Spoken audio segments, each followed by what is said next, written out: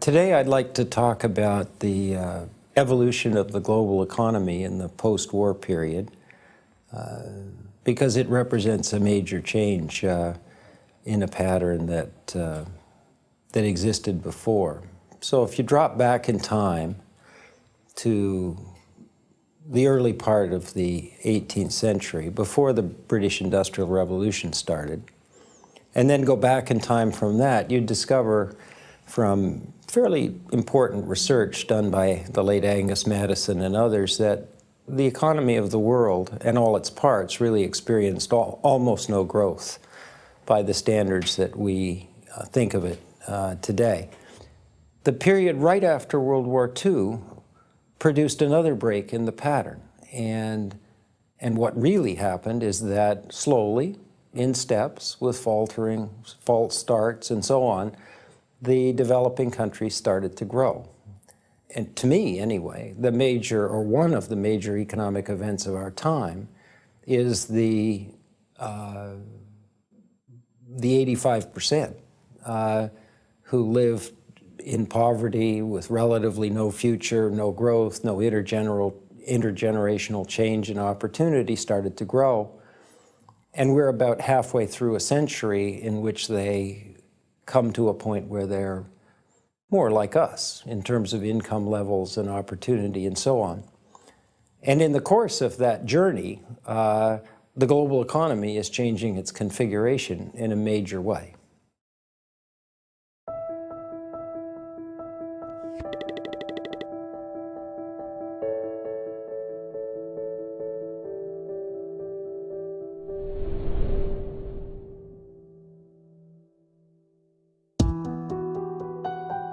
Born in Montclair, New Jersey in 1943, Michael Spence graduated in philosophy at Princeton.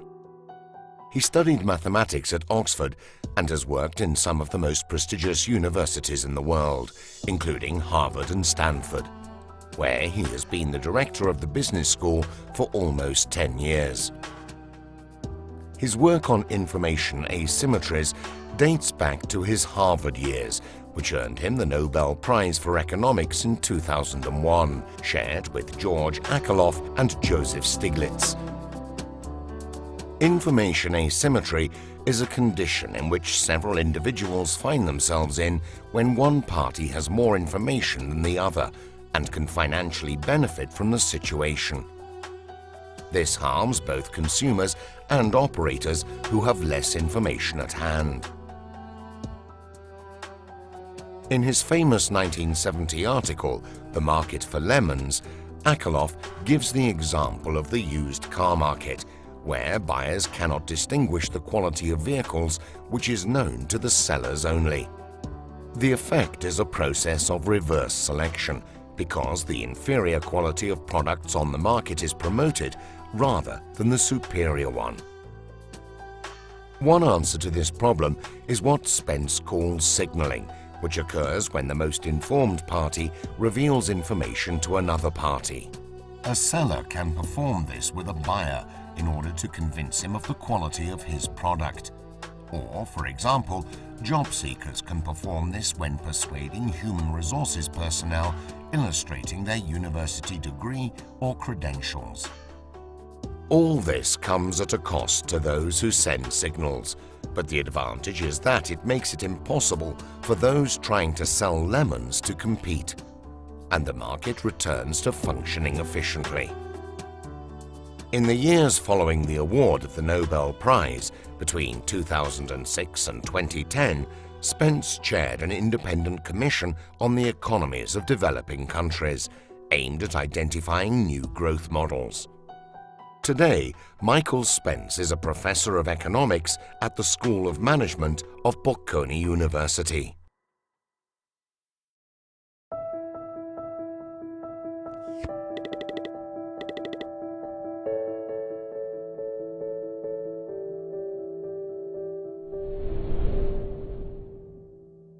So to pick up on the developing countries, let me talk first about growth rates. So the advanced countries, even when they were in the early stages of their growth, grow at, say, 2% a year, maybe 2.5% in a spurt. The developing countries, the high growth ones, in the post-war period have been growing at rates of 7, 8, and 9%. China, which is one of the future economic giants, along with India, if all goes well, has averaged almost 10% a year growth. When an economy is growing at 7% a year, that means it will double in size every decade, every 10 years. These are growth rates that most of us who live in the developed countries have never experienced. It's quite chaotic. Things change very, very quickly, not just in terms of incomes and wealth, but in terms of what goes on in the economy, its structure, and so on. So these countries started to grow. Now, one obvious question that people ask is, well, how can you grow that fast if we weren't able to? And the answer really comes in two parts. The single most important, I think, point to make is that growth has a number of things that are required to cause it to occur. But in the long run, it's what you might call technology or knowledge that drives growth. And what's been going on in the developing countries is they opened up to the global economy and started to import all of that knowledge and technology that had been developed in the developed countries over a period of 200, 250 years. And that increased their productive potential at an enormously high rate and much faster than could possibly occur if they sort of did this on their own. So that's item one. And item two is you need very high levels of investment and saving, a point that we may want to come back to later, to drive this kind of growth. We call this kind of growth catch-up growth. Catch-up means they're catching up. They're learning, not by inventing things themselves, but at least in the initial stages by sort of learning from the more advanced parts of the global economy. Now, let me give examples. I mean, there are countries, there are probably 13, 14, or 15 countries that have grown at 7% a year for 25 years or more. The first was Japan. Japan was a partly developed country coming out of World War II. And one of the things that happened after World War II, which was important, is that the leaders in the developed countries who still presided over virtually all of the decision-making in the global economy decided not to repeat the mistakes that occurred after World War I, not to crush the vanquished. And so in Japan and in Europe, there was a concerted effort with financing to build up the countries that had been badly damaged by the war on both sides of the line, so to speak. And that was an extraordinarily successful. In the course of doing that, the global economy was opened up to the developing countries, and they were, in a sense, free. A very closely related phenomena is that the colonial empires that dominated the global landscape from a developing country point of view all fell apart.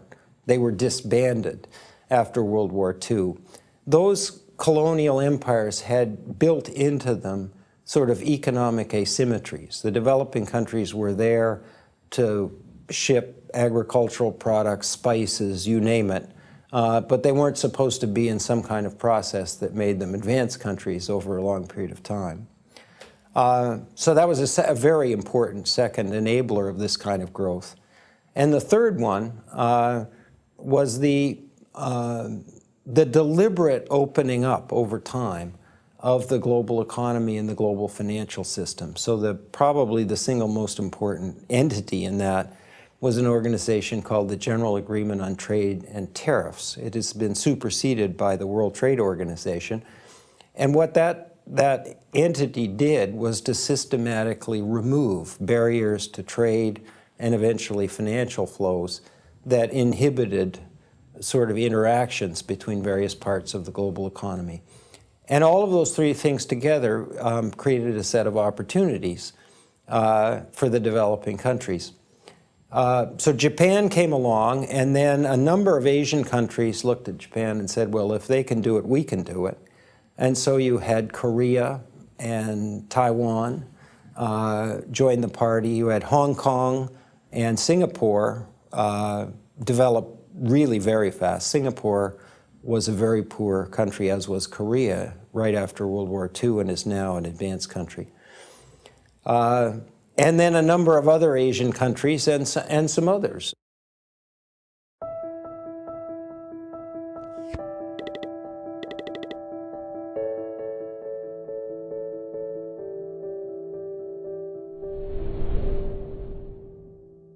The part of the world that struggled, in fact, was the part of the world that everybody thought was going to do well, and that is Africa.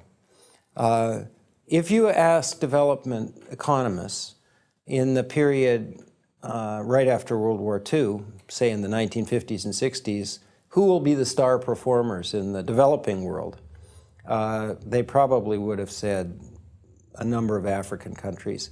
And if you ask them, well, who will be the ones that are really struggling, the ones that will have the most difficult time, they would have said the Asian economies. And that's turned out to be almost the opposite of what we've experienced until recently.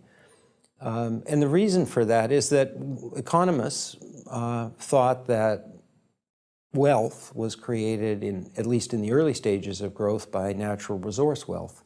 Africa is extraordinarily wealthy in minerals, now oil, in natural resources generally. And Asia, for the most part, is not. In addition, Asia was the poorest part of the world and didn't have any natural resources to speak of, and certainly not enough to generate great wealth for that numbers of people. Asia's probably, I don't know, 3.6 billion people, if you count East and South Asia. So what was the mistake? Well, the mistake was to think it was natural resources that was the ultimate basis of growth and wealth creation, and it turns out it's people. It's human resources. And so what happened in the Asian economies, not having natural resource wealth, is they more or less looked around and said, what do we have? And the answer was people, and they educated them and created what's sometimes called human capital, that is, assets that are the fundamental basis of a successful modern economy. The developing world is, of course, enormously heterogeneous. I mean, you have the Latin American countries with a history of Spanish and Portuguese colonial domination. You have the African countries with a larger collection of countries having participated in its early modern history as colonial occupiers. Africa struggled greatly, in part because when the colonial empires were disbanded, the colonies were turned into countries. And the countries had two characteristics that were major problems for them. One, they made absolutely no sense, or very little sense economically. They weren't put together to make sense economically. And the other thing is that these colonies were governed in such a way that people didn't really think of themselves as citizens of a country. They might have thought of themselves as members of a religious or ethnic group or a tribal group. But the early great leaders in the post-war period in Africa, weren't really faced primarily, initially, with an economic challenge. They were trying to form a country. At its most basic level, that's a group of people who think they're related to each other somehow. Their identity is associated with their relationships with their fellow citizens. That's what didn't exist in Africa. And so a good deal of the post-war period in Africa was used to build nationhood, if you like. And sometimes it worked when the leadership was effective, as it was with Nyerere in Tanzania. Later, after apartheid fell apart, with Mandela, obviously, in South Africa. But that was an important enterprise. In some sense, you can think of it as building the foundation. You can't have an economy, a national economy, if you don't have a nation. And so Africa struggled with that, and now has a really quite effective young generation of leaders, countries that really do sort of hang together pretty well.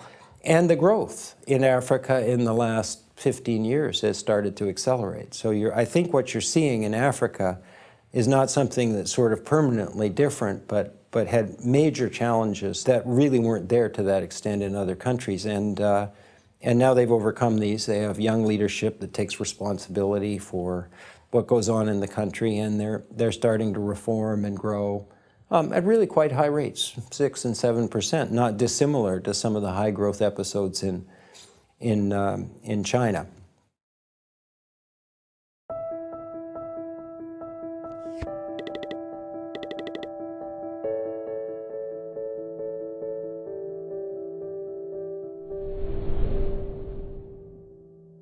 Latin America has had its ups and downs.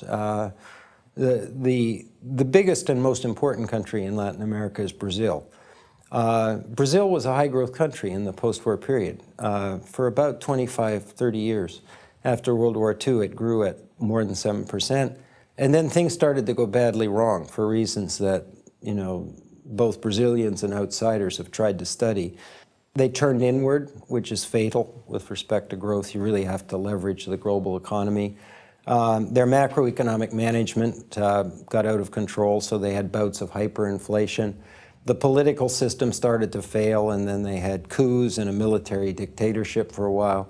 None of this was good for economics, and that went on for more than 20 years, from the mid-70s to the mid-90s. And then under President Cardoso, in the 90s, the inflation was finally gotten under control, and a civilian government was in place.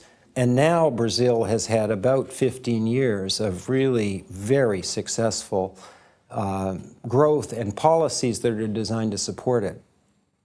One of the outlying features of Latin America is that unlike many countries in the developing world, there was no real redistribution of wealth. And so the concentrated ownership of wealth in Latin America is very high, and it shows in the income distribution. So that Latin America has by far the highest measured levels of income inequality.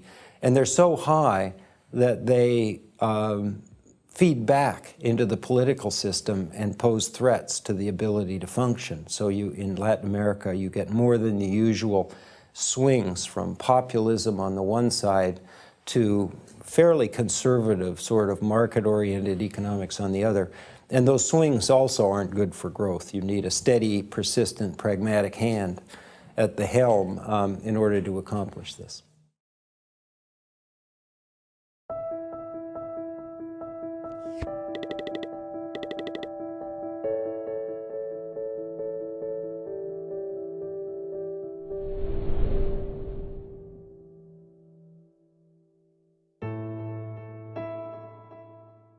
The growth of an economy is cyclical, with phases of development that peak, which are then followed by recessions. In different historical periods, various countries of the world found themselves in different phases of this cycle. Today, for example, while some areas of the globe, such as Europe, are experiencing a negative trend, others, such as China and India, are at their maximum levels of expansion. In the centuries that separate the Industrial Revolution from our days, major economic powers have emerged and flourished while others have weakened. The American superpower emerged between the late 19th and first half of the 20th centuries. The Soviet Union joined as soon as it was formed. Western Europe has shown high rates of growth, particularly in the decades following the war.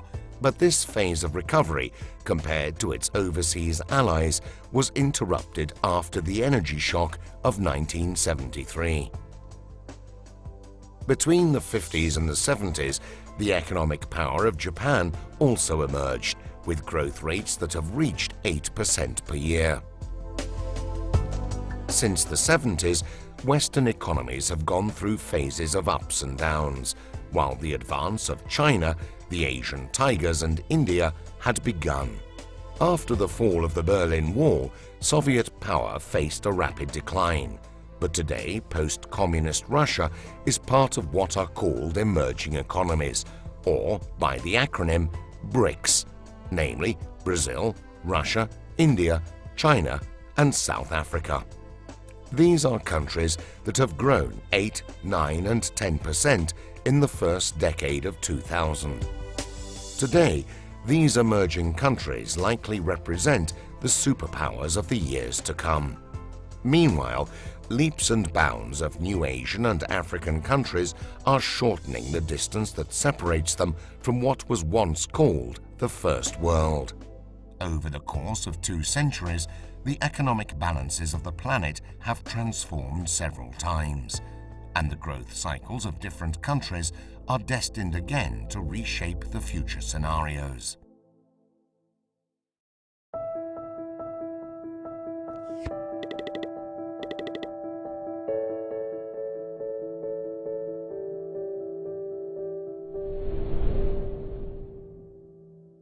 Let me talk for a few minutes about China, which is of great interest to people now because it is probably on course to be the largest economy in the world and a real giant. China, after 1949, which is when the Communist Revolution occurred, was a country that was very poor. It had a period of about 30 years of extremely poor economic performance.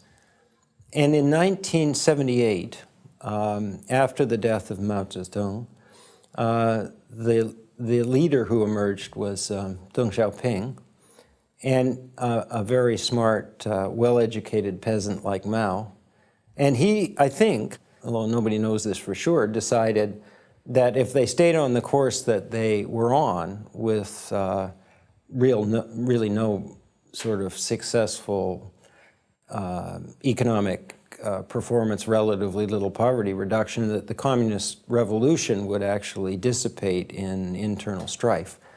And so he decided, somewhat courageously, to abandon the model that China was operating on, which was a version of a centrally planned economy, not unlike, but with some differences, what was going on in the Soviet Union until 1989.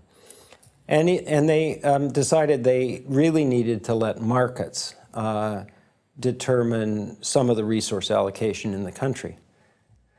Then they did something very smart. The country was, I believe, 82% rural. That means 82% of the population lived in the rural areas. And they went to the farmers who were operating in what you would think of in a European context as cooperatives, and said to them basically, if you can produce more than the quota that you're given under the plan, the centrally planned plan for the economy, then you can sell that difference, what you produce over the quota, on the open market, and keep the proceeds, keep the revenue. And it won't surprise economists, but it did surprise some people that output, production just exploded. And it benefited 82% of the people in the population. Now, there were about 18% in the urban areas who found that the prices of food were going up and weren't too happy, but 18% versus 82% isn't a bad trade-off. And so this kick-started growth in China very quickly, even before they opened up to the global economy and started that process I adverted to earlier of importing technology. So for 6 or 7 years, you had extraordinary growth in China. I mean, it jumped from very low numbers to sort of on the order of 8% a year, just having the incentives and resource allocation efficiency that goes with having admittedly immature, but nevertheless market approach to resource allocation in the economy.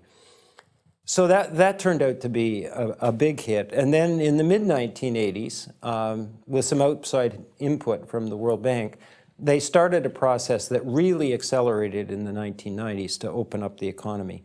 What really happened is they were timid about that in the late 1980s and made some mistakes, both politically, socially, and economically, that probably led to the protests associated with Tiananmen Square, which were, as everybody knows, violently put down.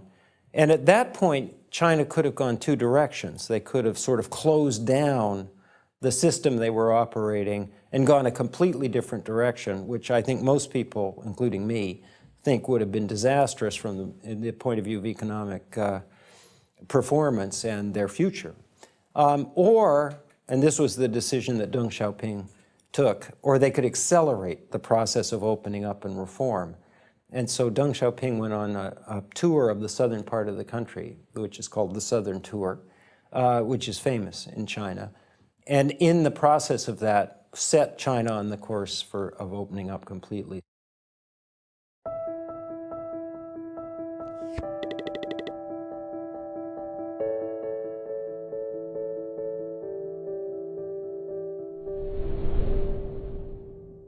So you had explosive growth in China associated with exports, associated with the inbound foreign direct investment by European, American, and Japanese firms. And really, what you've got now is a China that's on a trajectory associated with that approach to economic management. It's been an extraordinary success. China's average growth rate over the 30-year period, it's a little more, 32 years since the reforms were instituted, has been on the order of 10% a year. China is entering a phase of economic development that is sometimes called the middle income transition. Less favorably, it's sometimes called the middle income trap. This is a stage in economic development that a country hits when its per capita incomes have been rising, in China's case, for about 30 years, and have hit something on the order of $5,000 to $6,000. That's not high by advanced country standards. You know, the low end of the incomes in the OECD would be on the order of $20,000 or a little bit less in euros per year. But it's a very important transition, and the reason it's important is that at those levels of income, you can't be the low-cost place to produce labor-intensive things. You can't be the low-cost assembler of electronic goods. You can't be the low-cost place, at least not forever, for making apparel or leather goods or a lot of the things you associate with the export side of the Chinese economy. And so basically you enter a process of what an economist would call structural change, which really means replacing all those things with something else that matches the income levels. I'll take a brief aside.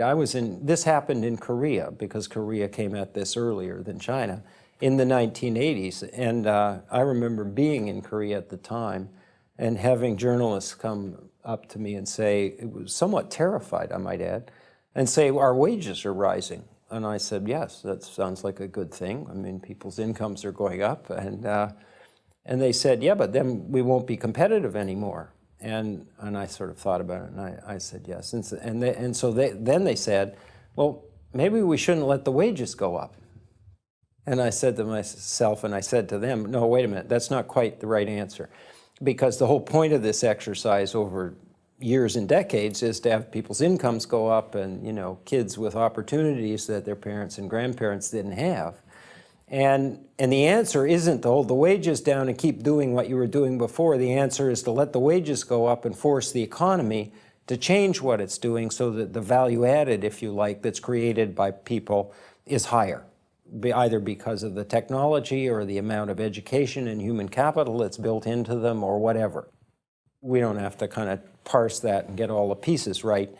And accepting that, and then having government strategy, policies, and so on be supportive, that is, with the explicit intent of supporting the structural change, and especially allowing things that have been an important part of the economy to die.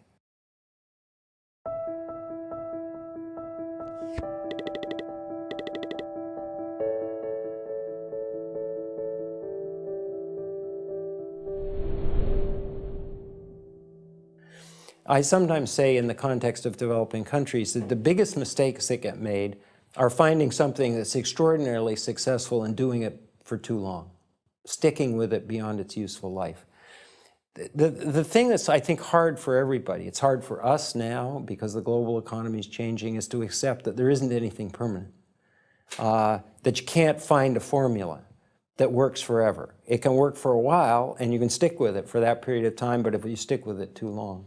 And the data support this. So there are quite a lot of countries, maybe 10, 15, who have experienced very high growth of the type I've talked about and entered the middle income transition, and the vast majority of them stop or slow down an extraordinary amount so that their high growth potential seems to have vanished. And the exceptions are a list that's much shorter than the normal case, which is the slowdown case. Japan stayed in high growth mode, Korea stayed in high growth mode, Taiwan, and Hong Kong and Singapore, and they're really the only ones.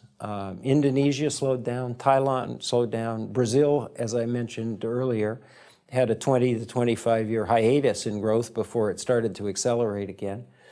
This is a very difficult transition, and it's difficult because it's frightening.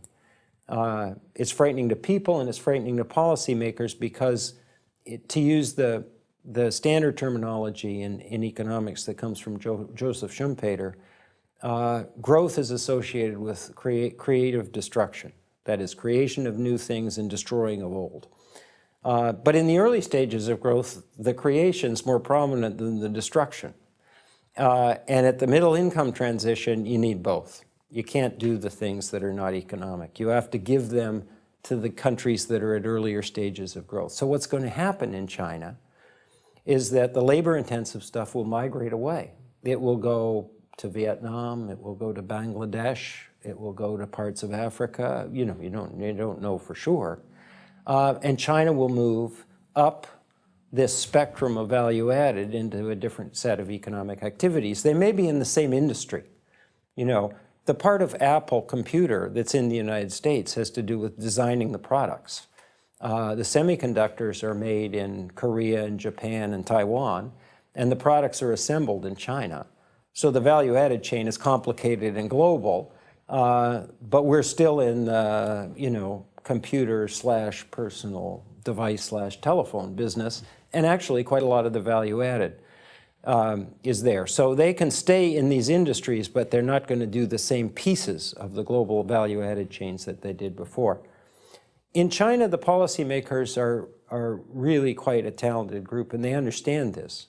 So the trick is not, understanding what's supposed to happen. The trick, I think, is the hard part, is making sure that the reforms in the system are the ones that are designed to support this sort of structural change in the economy.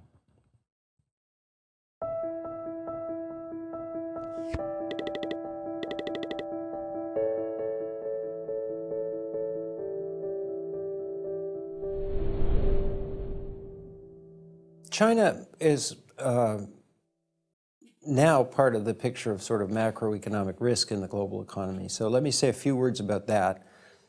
Right now in China, there's what's called a leadership transition. The Chinese have adopted, at the level of the Communist Party, a system that we would call term limits. That is, the president and the premier can serve for 2 5-year terms, and then that's it. They're not allowed to go on. But most people think, inside China and outside, that this is a good policy. But there is some evident disagreement inside China, difficult for outsiders to understand completely, that has to do with what the right path forward is. It's a fascinating time in China. So the Chinese and other developing countries have typically looked at the Western countries and thought to themselves, well, we have a lot of steps along this journey, multi-decade journey to get there, but eventually we're going to look like the Western economies, the economies in Europe and America. And now they've started to think about it differently. They recognize that these economies have strengths, but they also recognize they have weaknesses. And so there's a very interesting process of trying to figure out what are the strengths and what are the weaknesses and which things should we actually do. And then there are vested interests in other people who are misusing this discussion of strengths and weaknesses in jockeying for power. Vested interests are are a very, very important part of development. Famous economist who passed away in the late 90s, Mansur Olson, wrote books about this. And one of the things he said is that when an economy gets richer, there are more vested interests. When an economy is very poor, then anything that happens pretty much benefits the vast majority of people.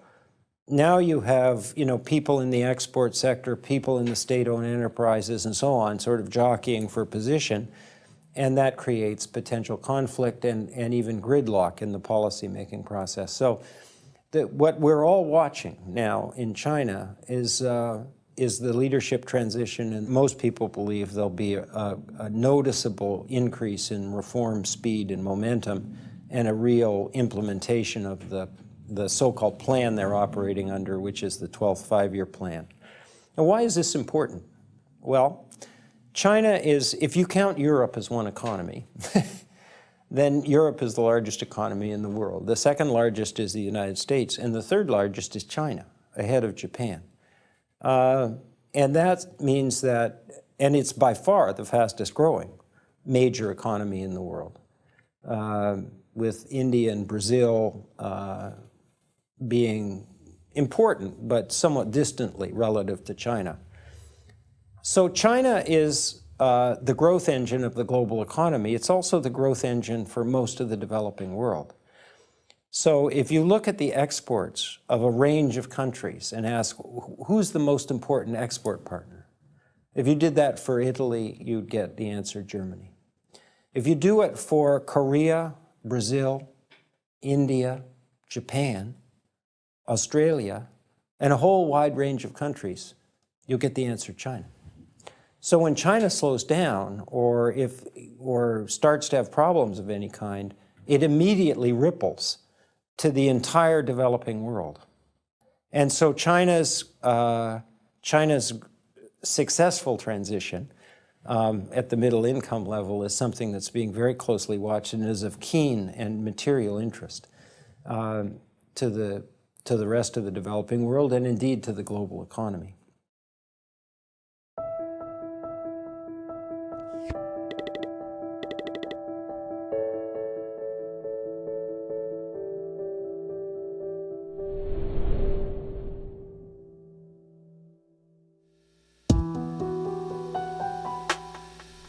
Manufacturing signifies any activity which, using capital and labor, transforms goods into other goods that have greater overall utility. This process involves many different sectors: agriculture, herding, industry, mineral extraction, but also trade, insurance, transport. The increase in the value of basic goods and services as a result of the manufacturing phase is the so-called added value and is calculated as the difference between the final value of the product and the costs incurred in the process. This difference is greater when the costs of raw materials and labor are lower. This is why many large Western manufacturing companies today prefer to move their manufacturing to developing countries, where these costs are minor. However, activities that have a higher added value remain in advanced countries, in particular, intangible activities such as marketing, communication, and distribution. Western economies mainly point to services and technologies, especially in rapidly changing industries such as biotech and renewable energy. In Italy's case, many manufacturing activities have been outsourced abroad, but quality, craftsmanship, and agri-food with strong local specialities remain a strength of the economy. Some manufacturing sectors expand their final utility through innovation. This is the case of communication technologies, medical and precision equipment, and the chemical and pharmaceutical sector. But innovation in the traditional sectors, such as textiles and metallurgy, remain slower.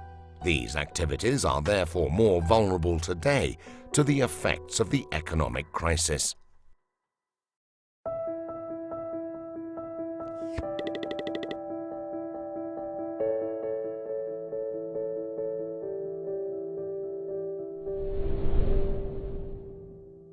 India 30 years ago had a slightly higher income than China's, not a huge difference, both were relatively poor countries.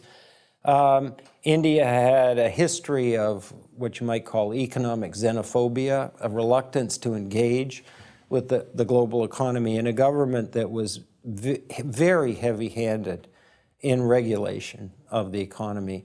And the combination of the lack of openness and the heavy-handed regulation meant that growth was pretty modest. That started to change in the 1980s, just as with China. But the acceleration was much slower. In China, it was, exaggerating slightly, nearly overnight.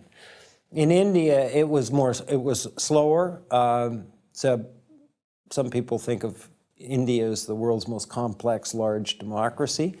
It took time to remove these obstacles and to change direction, as it does frequently in a democracy. The Indians are very proud of their democracy and aren't about to trade it in just because it takes a little while to get things done.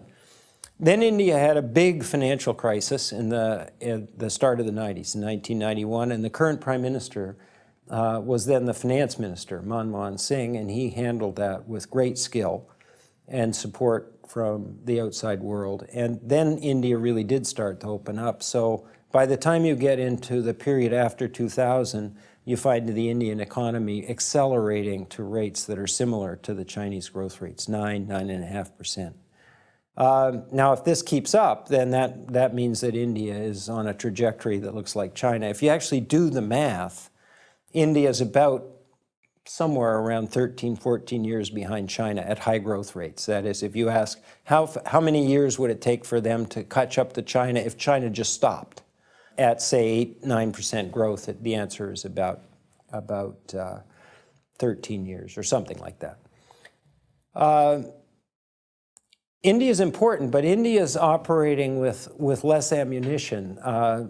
In China, the government is rich. It has a huge balance sheet that's left over from the communist period. When the Chinese decide that they need to build a lot of infrastructure to make the economy grow, they build a lot of infrastructure. There isn't much of an argument about it.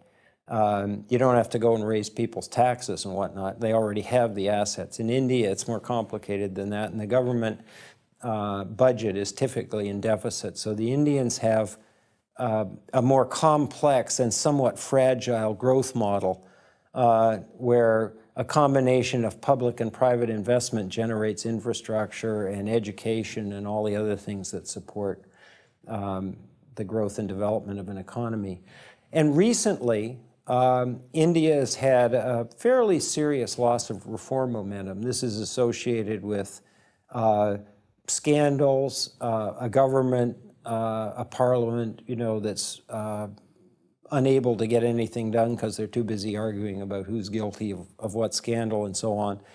And there are some other sort of self-inflicted wounds. So there's a little bit of investor loss of confidence in India, which used to be pretty high, and some concern, I'm not a huge about. I mean, I think most people agree that India can sort of get this ship back upright and on course if they work hard at it. But there's no question that you've got an India that's experiencing at least a lull. And it shows in the growth rates. For both China and India, therefore, there's sort of question marks about, not huge question marks, but question marks about sustaining the growth. And then, of course, the other factor is that there's a big headwind coming from the advanced economies. Both Europe and America are experiencing very difficult economic times. In Europe, it means it's going to be negative growth for a while. In America, it could tip into negative growth, but it's been a very, very difficult and slow recovery. And that affects the developing countries because these are still, by and large, they're major markets. And so when we experience difficulties, it's transmitted through the trade mechanism pretty much more than the finance, the investment side, pretty much automatically to them. So they're trying to sustain their growth with challenges of the middle income kind, the loss of reform momentum kind, and the leadership transition kind in a global economy that's not making it any easier.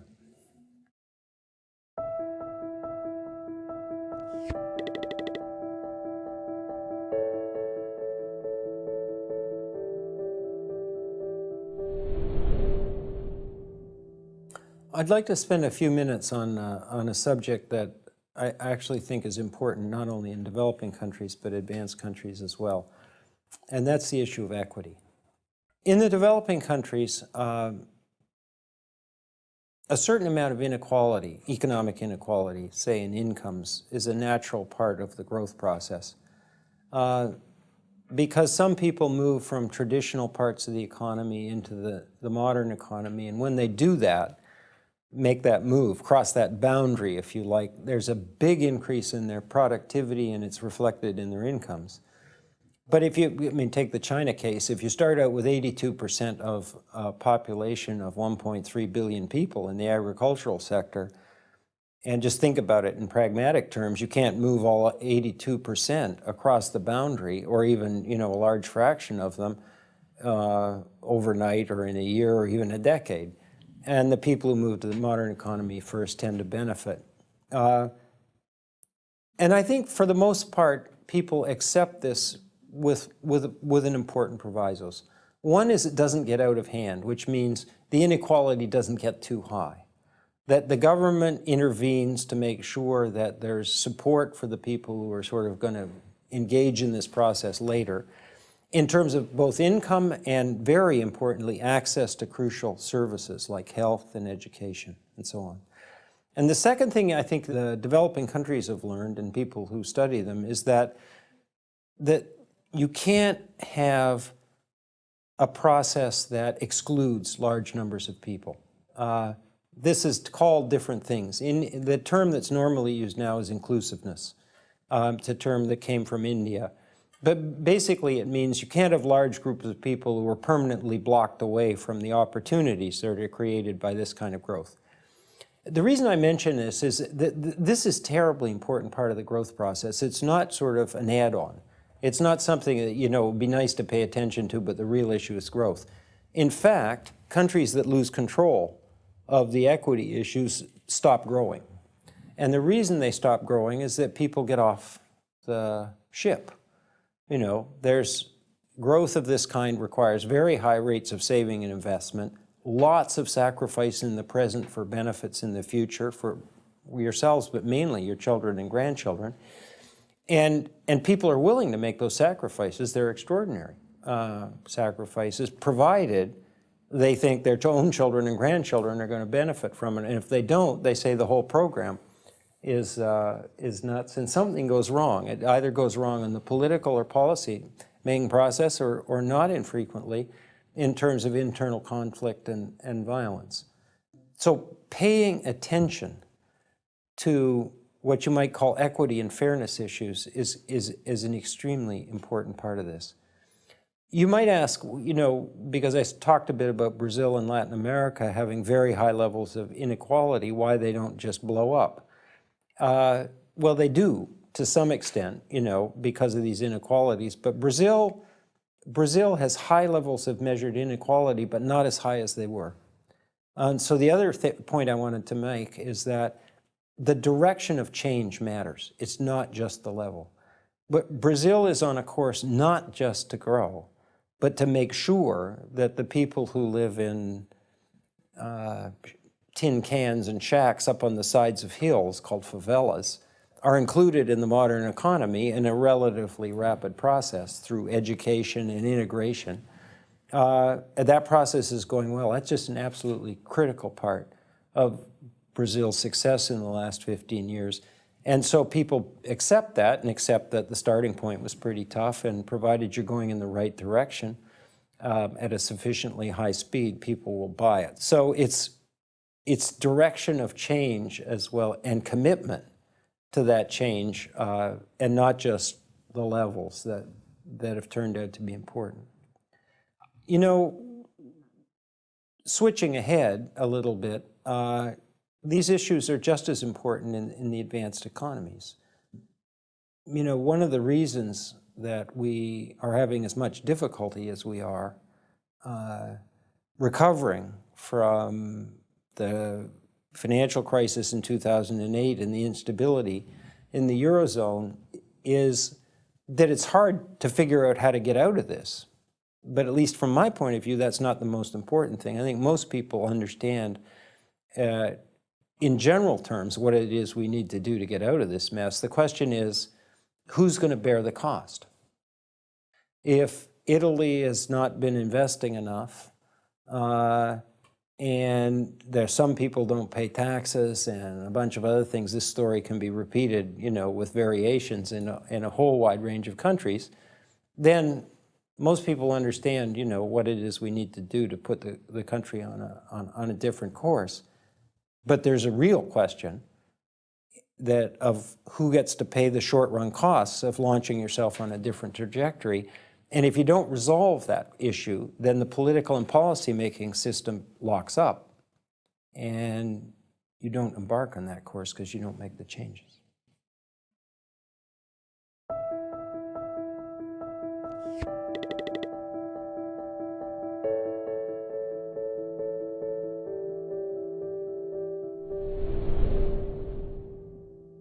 So I hope I've given you a sense of how the developing countries grow and how they sustain that growth and what kinds of challenges they face. But now let me drop back to the sort of larger global picture. So we have a group of countries that were insignificant in the global economy 50 years ago that are just about at the point of becoming more than half the global economy. And then, of course, in the years after that, they'll become a larger and larger and larger part, with some of them being very large, powerful, systemically important countries like China, eventually India, certainly Brazil. Russia is still something of a question mark. It's a big, important economy with lots of natural resource wealth, particularly oil and gas, but it hasn't unleashed the same kind of growth dynamics that we've talked about with respect to the other countries yet. So that's just an open question. I mean, people have different views on that. But let me put it this way. With this kind of growth and having gotten to this point where the developing countries are now as big as we are, if I can put it that way, and prospectively, provided the growth continues, because they by no means exhausted their growth potential, what does this mean? Well, one of the things it means is that if you do just the sort of simple kind of math, the global economy, which is at the moment on the order of $60 trillion in size, is very likely to triple in size in the next 25 years. Now, lots of us in many, many countries are a little bit concerned that the planet we live on doesn't have a natural resource base that allows us to run a global economy at $60 trillion. If we have doubts about that we may have crossed some boundary where the regenerative capacity of the planet in terms of resources, in terms of biodiversity, in terms of water, in terms of all kinds of things, might be in some jeopardy at an economy that's now of that size, then we ought to be somewhere between scared and terrified by an economy that's running at 3 times that size. But that's the trajectory that we're on. People stop and think about that. That's one of those things that cause you to pause and say, gee, what are we going to do about that? One answer to that that tends to come from the environmental side is, well, we've got to stop the growth. Particularly in the advanced countries, people say to themselves, well, maybe we worried a little bit too much about wealth and consumption. Maybe we ought to worry about something else, like lifestyle and leisure and other things that are important in life but aren't material. And I think that's a perfectly sensible way to think about it. And there's a rather important set of discussions that have the effect of starting to change values. And that will feed back and affect the economies. But if you go to the developing countries, say a country like India with a per capita income of $1,500, which is, just to put it in perspective, the per capita income of the United States is $45,000. You can do the math. I mean, it's not even close. And say some version of enough is enough that will be rejected right away. It may be enough is enough, in Rome and Milan and New York, but it's not enough is enough yet in Delhi and Mumbai. And so telling the developing countries, where 85% of the world's population lives, that in order to preserve the planet, their growth has to be truncated is not an option. It will be rejected, and there's a lot of them, and they don't have to accept it. A related argument is, well, everything's going to go badly for all of us if we stay on this trajectory, and that usually commands general acceptance. So if we accept that these countries have ambitions that we put in economic terms, but are deeper than that, they have to do with, the opportunity, the luxury, the chance to be productive, creative, and so on, that we associated with the best parts of our lives. They want to have that opportunity too. And then I think when you pursue this logic to its end point, what you realize is that collectively we're going to have to invent what you might call new growth models. That is, growth models that don't impact the natural resource base that we have in the way that the current growth models do. And by the current growth models, I mean the advanced country growth models, past and present, and the growth models the developing countries are on.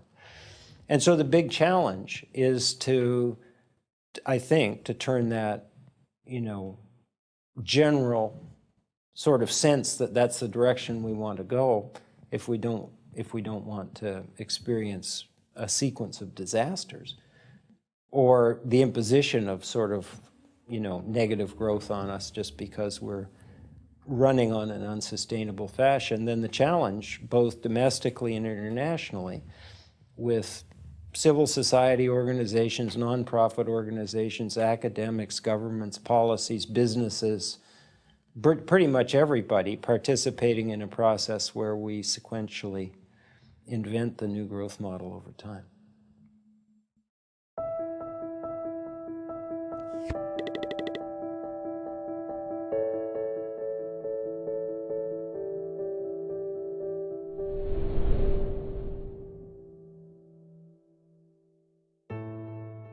The distribution of global income, that is, wealth that is produced each year with natural resources and human labor, is marked by the strong inequalities among different areas of the world. If we look at household income and divide the planet's inhabitants into 5 income groups, regardless of the country they live in, as the Human Development Report of the United Nations does, we can see that percentage of wealth is due to each fifth of the population. The graphic result is that of a wine glass with a very wide and shallow cup and a long and very thin stem.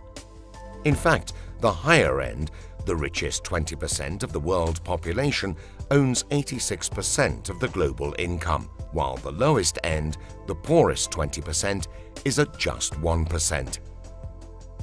The richest 20% is composed of a large majority of the inhabitants of economically advanced countries: Europe, the USA, Canada, Japan, Australia, and New Zealand, while the poorest 20% is found mainly in Asia and sub-Saharan Africa.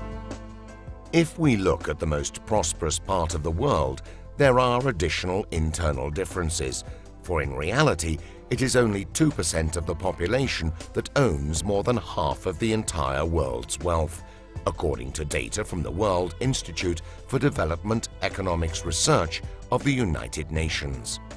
This signifies that even in advanced countries, the distribution of wealth is far from being equal. Studies of developed countries from the OECD, Organization for Economic Cooperation and Development, illustrate that economic disparities have reached maximum levels in countries such as Mexico and Chile, but are also high in the United States, Turkey, Portugal, Poland, and Italy.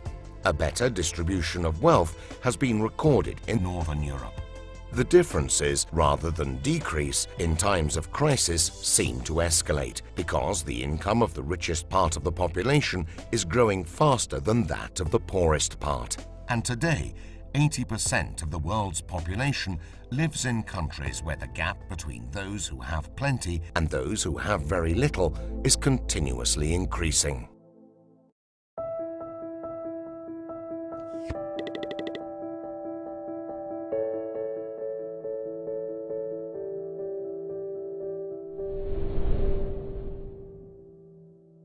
I think there are major challenges coming for the advanced countries.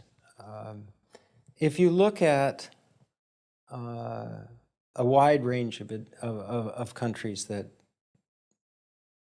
like this one, like all the countries in Europe, except some of the ones in the former Soviet Union, and in North America, you see patterns, and they're associated with the last 20 or 25 years. One, there's a fairly systematic pattern of rising income inequality. It varies from country to country. It's more extreme in places like the United States and less extreme in European countries that work harder at tamping those forces down. You see a pattern in which the fraction of income, national income generated, going to labor is declining quite precipitously, whereas the fraction going to capital, the owners of capital, including human capital, has been rising dramatically. You see countries that really didn't have to struggle to generate employment are struggling very hard. I mean, in Europe, it's hard to get these forces all sorted out because of the overlay of the instability caused by the flawed structure of the euro. But in America, we have a jobless recovery. It's admittedly a weak recovery, but there's essentially been steady 9 to 10% unemployment, even after a whole lot of people dropped out of the labor market. Many people still view the crisis in 2008 and the Eurozone problems as a sort of event that hit us kind of out of the blue. And I think this is a fundamental mistake. These are in all cases, accidents waiting to happen, things that have had a period coming into them that created the problem. So what I wanted to draw attention to is that the global economy is evolving in such a way that we really have to start to pay attention to these things. They're partly distributional in nature, but they're partly more fundamental. I did a study in which I looked at the creation of employment in the American economy over a 20-year period coming into the crisis. And for that study, we looked at two sides of the American economy. We did this industry by industry, sector by sector. But we looked at the economy that creates goods and services that trade internationally, which we call the tradable part, and then the part, that doesn't trade, the government, education for the most part, construction, most retail, hotels, restaurants. There's a very large part of the economy, both in terms of employment and value-added creation, that isn't yet, at least, in the tradable, thus isn't in the global economy, meaning in the tradable part of the national economy. And what we discovered is that the United States created an enormous number of jobs in that period, 27 million, and virtually all of them were on the non-tradable side. And so what we've concluded, and there are a number of other studies that take slightly different tacks but reach similar conclusions, is that a combination of technology, things like robots, 3D printing, information technology and transactions automation and so on, combined with globalization, have started to have a very big impact, differential impact on people in various categories. So it looks like what happened in the American economy is that people who are highly educated tend to work in the higher value-added activities, including on the tradable side, and they actually experienced expanding opportunities and growth. And the people in the middle income, middle education range who used to work in the tradable side of the economy were displaced by a combination of technology and globalization, and they moved into mostly the service side, depending on what you call a service, on the non-tradable side of the economy. They were crowded in there. So what happened is that on that side, competition for these jobs on the non-tradable side caused incomes not to rise very much. And now we have a big shock to the economy. And so we have a tradable side. The non-tradable side can't grow because there's a demand problem.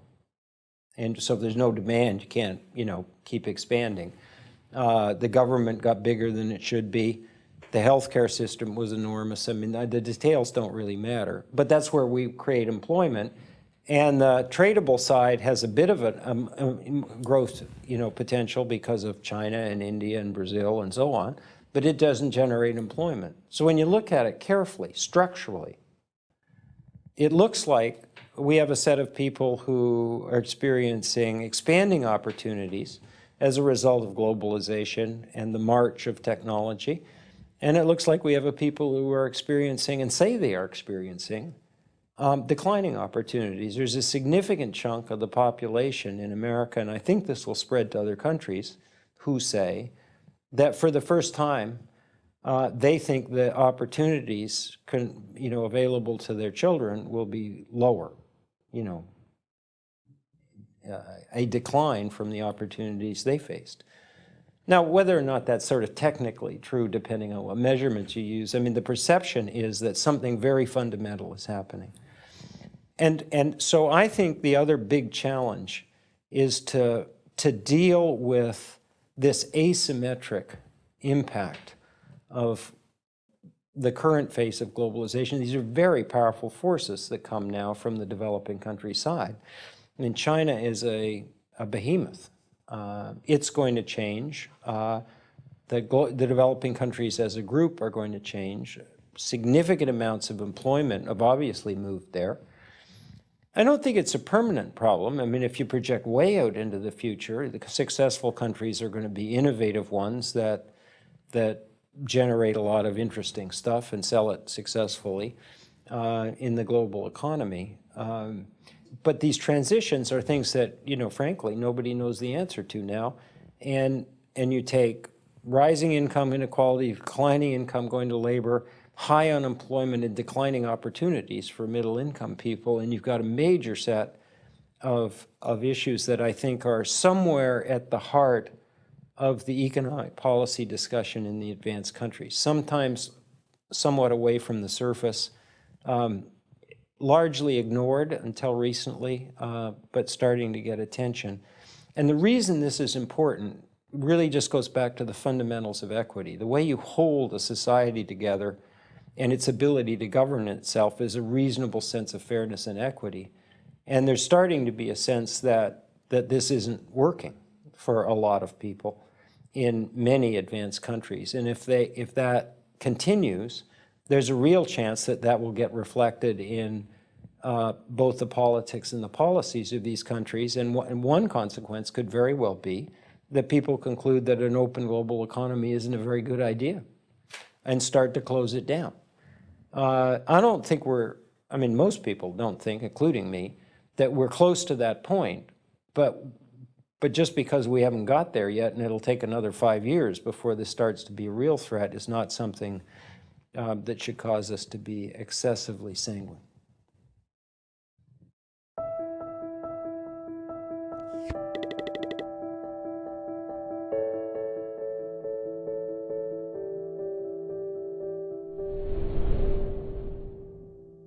If you're focused on the sort of immediate situation, it's a somewhat pessimistic outlook. There's an extreme amount of macro risk coming from multiple sources. A small fraction of it is coming from the developing countries, from China and India. A chunk of it's coming from the United States. The United States is now on course, if it stays on autopilot, to drive the economic car over a fiscal cliff. Now, you might say nobody in their right mind would do that, raise taxes instantly, which would be what would happen if the Bush tax cuts, were allowed to expire. And the budget cuts from, the details don't matter, the 2011 Act and so on. But people look at a number of countries and ask, well, is the government, able to take effective, pragmatic, decisive action? Or is it gridlocked? Or are they having an ideological dispute? Or are they talking about something else?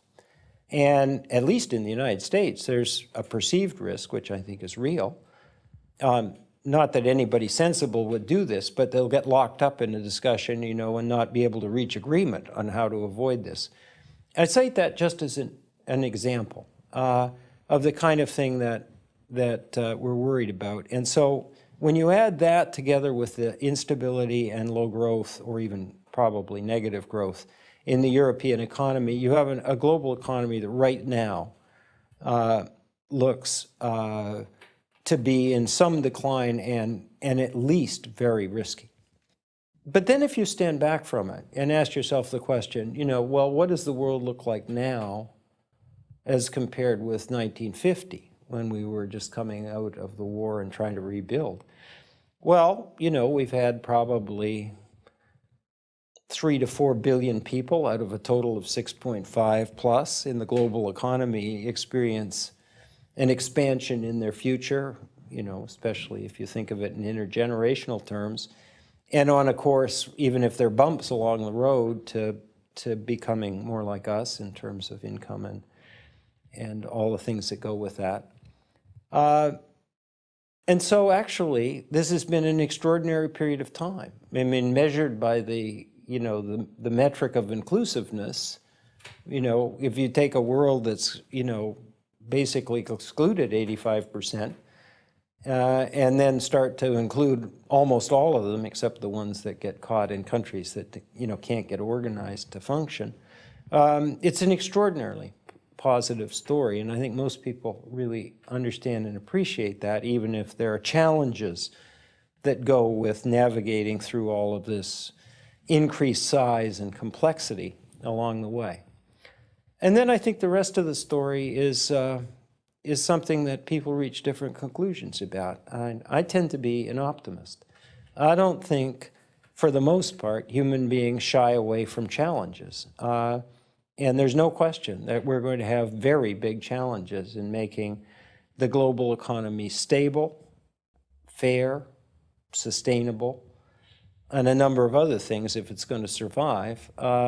And it may take time to get there, but I guess I don't plan to see the end of this story, by the way. I'm my age. I'd love to, but I'm going to watch some of it from a beach, and then hope it goes well after that. But at least I'm betting that once people understand what the challenges are, you'll get the kind of creativity and cooperation that brings out the best in people that we've seen before, and I believe we will see again.